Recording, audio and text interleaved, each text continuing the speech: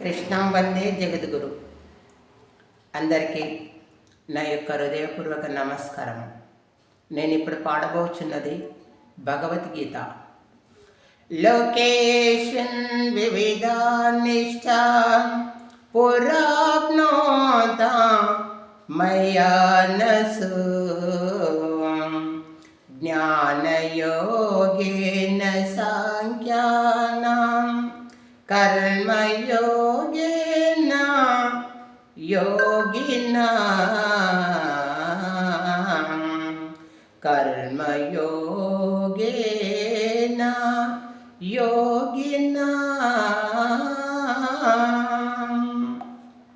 అర్జున, ఆత్మానాత్మ వివేకము గల సన్యాసులకు జ్ఞానయోగం చేతను, చిత్తశుద్ధి గల యోగేశ్వరులకు కర్మయోగం చేతను ముక్తి కలుగుచున్నదని సృష్టి ఆదియందు నాచే చెప్పబడి ఉన్నది.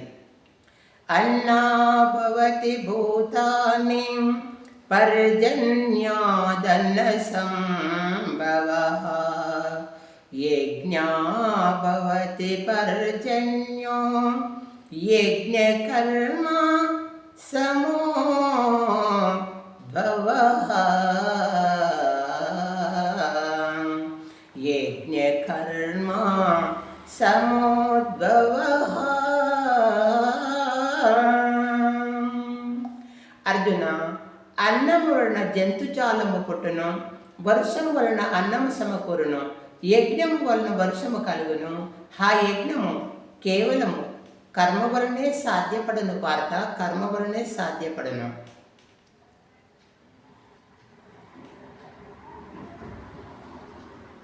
హరి ఓం. శ్రీకృష్ణ పరబ్రహ్మణే నమః.